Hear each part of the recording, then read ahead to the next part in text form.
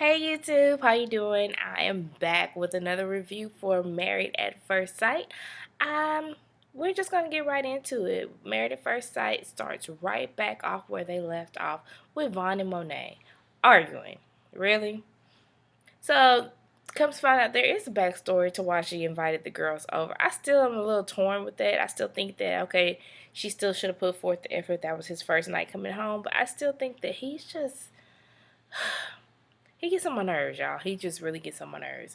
So, come to find out that his job ended Tuesday and he could have came home Tuesday, but he chose because he didn't want to be around her. He's still very uncomfortable in her own apartment, but if vice versa had happened, she would be uncomfortable in his apartment. This is just how you have to do. They should have did like everybody else and just got their own place together, but hey, it is what it is. So that craziness is going on. He gets upset and storms off and goes to do his thing, and she's left to try to have a good time with her friends, and of course they end up talking about it. She says that she hasn't gave up on the process, but she knows she just wished that he was more understanding, and I do too. So that brings us to Courtney and Jason. Their relationship is still way too perfect, but I'm still in love with them. It's Jason's time to get a chance to see Courtney in her burlesque. She's very nervous about it because she doesn't know. It's something private that she does for herself that not too many people know about. So inviting him into it and wanting him to see is a nervous process for her. But he sees the show and he enjoys it, and he's like he likes that aspect because nobody really gets him and his wrestling, and that's some performance is one of them things that they have in common. So it's really helping them out. Now we're to Jamie and Doug. Jamie wakes up with the dog in the bed, but I can't talk because I got a dog in the bed. Say, hey, YouTube. Hey. She like, why are you bothering me? I was comfortable. Anyway, um, so she is wakes up with the dog in the bed, and Doug leaves her this huge list, not a long list, but a huge list of the stuff that they need because I guess his parents are coming over. And so she's in the grocery store and she's trying to find the stuff and she's got him on the phone. They are really cute together. So it got to the point where they were at the parents had came over, and where we left off at this commercial break is the mother was like, why did you want to participate in this experiment? So Doug's family, like I said, are getting on my nerves, but we'll see what happens in the next segment. Participate in this experiment. And she gave her answer. All in all, the dinner turned out to be good. She was really still trying to rock with the fact that this is what they decided to do.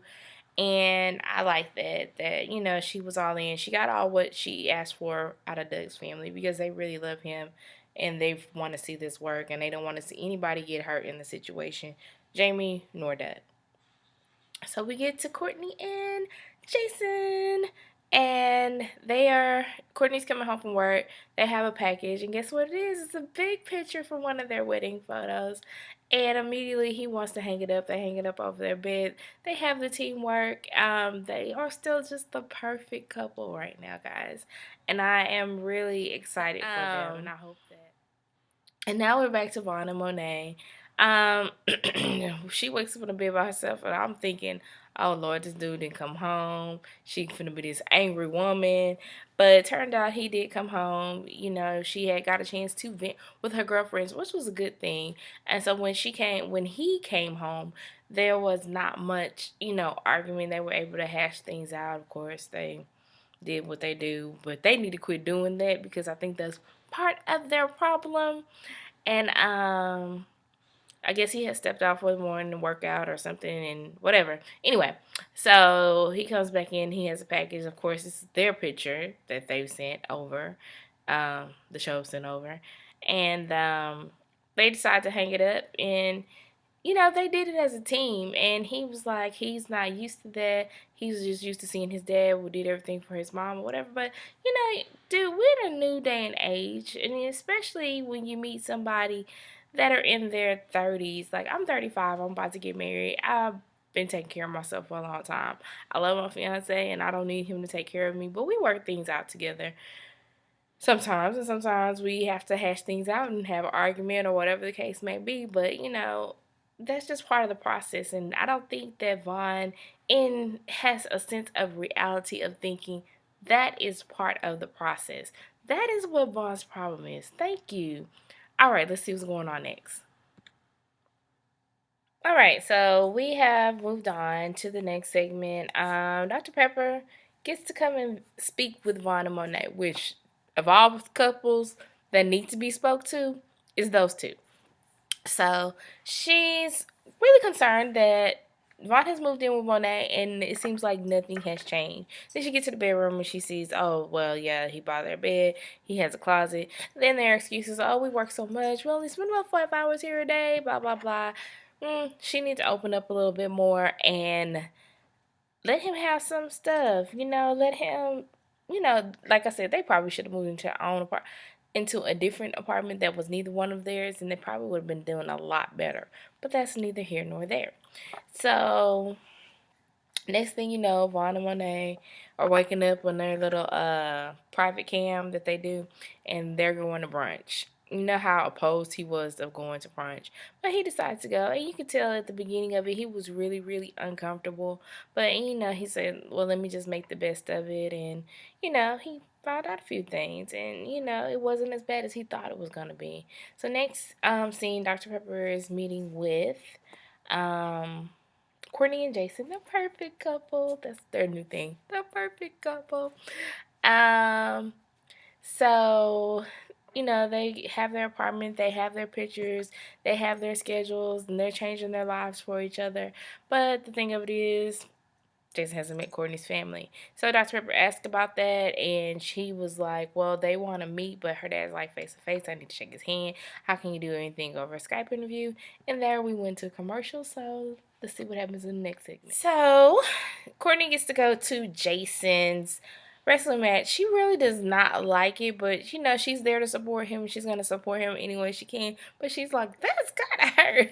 I know. I don't think I could do it either. I mean, I could do it, but I'd just be like, yeah. Anything you want, babe? Then there is Jamie and Doug. Sorry, I hit that blank spot. Didn't know who I was talking about. Anyway, Jamie and Doug, they meet with Dr. Pepper. It's their turn, and she looks around their house. She sees their pictures. They make jokes about their pictures because we know their pictures were horrible. Anyway, so they were talking about the family aspect, and she was happy that Doug had happy. She was happy that Doug had the type of family that he had because of her past and her upbringing. Dr. Pepper kind of brought that up. She also said that it was time for them to meet Jamie's family. So they're in preparations of meeting Jamie's family. She's talking to Doug. They're out somewhere talking to Doug. She busts out crying. So that's going to be a process. So that's where we are right now. Oh, this doggone Jamie, girl, why are you hot and you cold? What is going on? I'm skipping right to them. So Doug and Jamie, they make their trip down to wherever she's from. Her sister's like, and there's like, oh, there's Aunt Gorgeous, and he was like, oh, my Uncle George's. I love Doug's personality. He's just go with the flow type of dude. Whatever he's gonna adapt to it. So, and they're sitting around there talking, and she's really shocked that her sisters are really into him, and he's getting along with everybody. And they do like a cheers to Aunt Gorgeous and Uncle Doug, and they were like, Uncle Doug, y'all don't have to call him that. And she's like, oh, they're all about Uncle Doug. So I was just like, what do you want? One minute you like, I really, really like him. The next minute you like, oh, okay. Sorry, guys. We have a huge house. I won't say it's huge, but it's large enough, so we text each other. Anyway, so back to Courtney and Jason. I'm a little worried about Courtney and Jason and with the whole family thing because Jason is really protective of his mom who has the lung cancer. But at this point in time, y'all are supposed to be married. It's like 3 weeks in, and you say that you're really feeling her, you feeling you fall in love. Why wouldn't you want her to meet your mom? But he is like really dead set against her, and she's crying because she doesn't think that she'll ever meet him. She might not meet her, because her illness is really fatal.